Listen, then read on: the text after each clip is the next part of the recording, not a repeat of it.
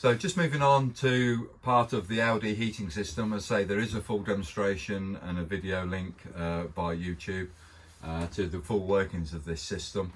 But I want to point out one of the locations in this offside rear wardrobe is that it has a header tank here for the fluid that's being pumped, circulated around the perimeter of the caravan. It's a pink chemical, so it's got additives in there, so it's got antifreeze added into it and an inhibitor, and it's also distilled water. So it's not just tap water, it's distilled water that we use within the system. It prolongs the life of the product in there. It's a 5-year solution. If it was blue in colour, which we have had in previous years, then that is a 2-year solution. The pink is a 5-year solution. So after 5 years of use, you actually should be changing that at the time of service. Just be aware of it. When the vehicle goes in for service work, it will be tested to make sure that that is still adequate to be used for another 12 months. But we test it every time.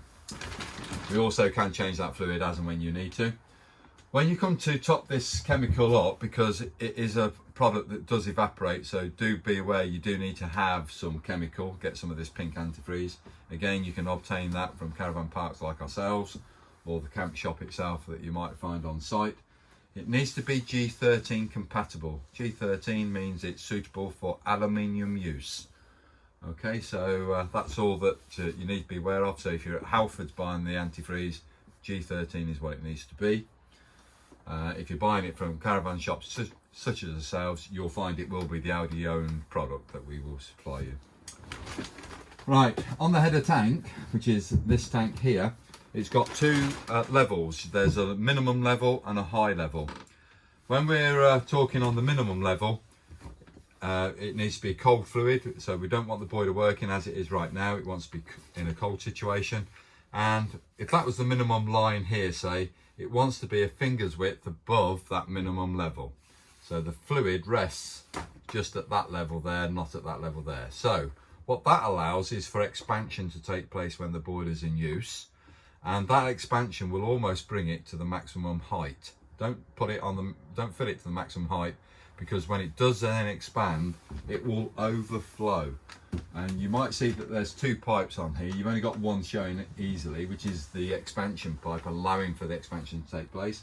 The other one is a pipe which drops any excess fluid onto the ground underneath the floor of the caravan.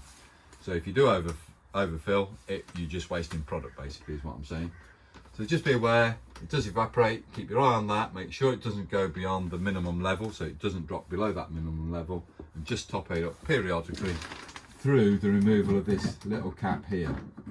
So you take this cap out of the way and you pour some pink chemical in through here and just fill it up so it's a finger's width above the minimum. So I hope you found that to be useful. Thank you for watching this video.